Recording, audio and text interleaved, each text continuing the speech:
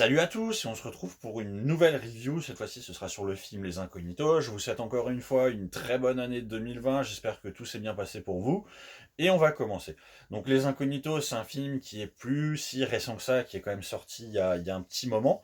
Mais j'ai eu la chance de le voir, donc je vous fais une review rapide.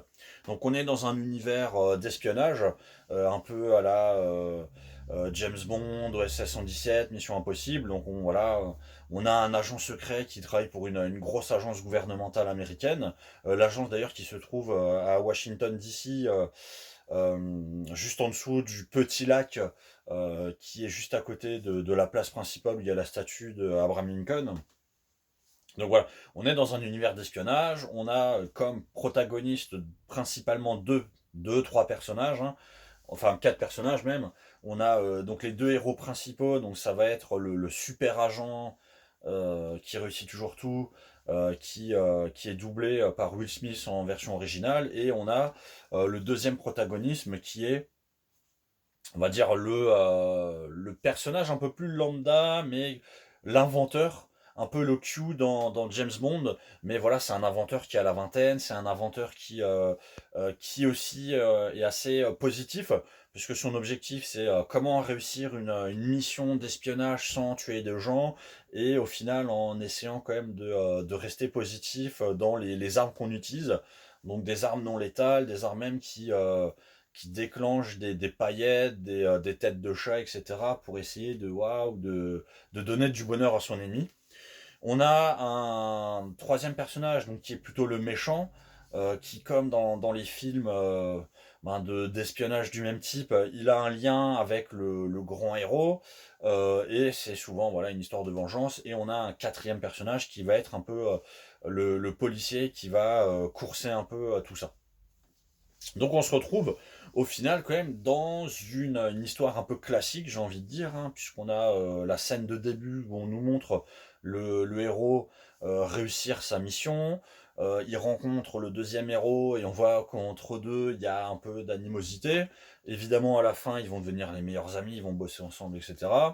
Et on a donc ce deuxième héros, ce petit jeune, qui fait des inventions et surtout qui veut apporter une autre manière de faire de l'espionnage en étant positif, en évitant de tuer les personnes, en évitant de faire le mal.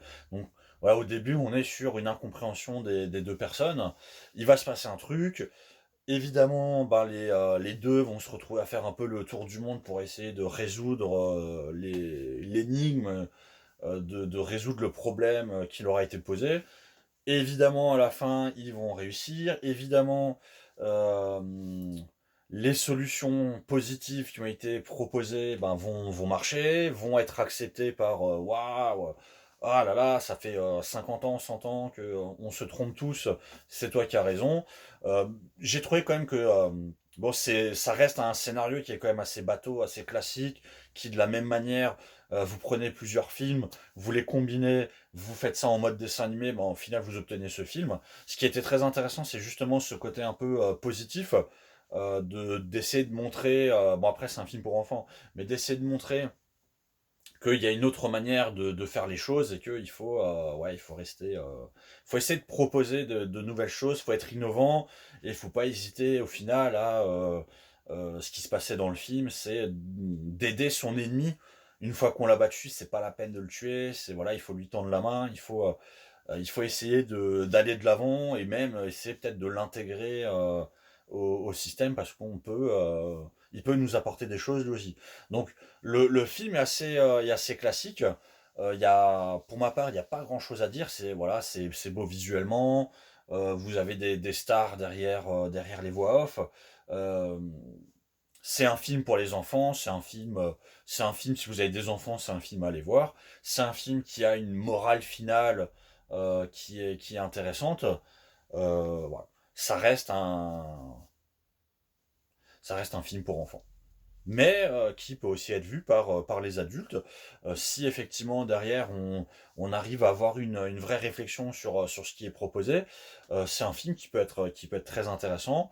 En termes de rapport qualité-prix, Si effectivement vous venez avec vos enfants, si vous allez à des séances pour enfants et cetera, je trouve que ça vaut très, très bien le coup. Après y aller en plein pot et cetera, c'est pas forcément voilà même si c'est un divertissement, si vous êtes des adultes, je trouve que c'est pas vraiment le film qui va vous divertir.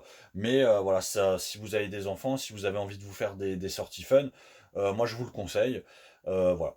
Je vous souhaite encore une fois une bonne année. Je vous invite à liker, commenter. Si vous avez des remarques, des suggestions, n'hésitez pas à partager.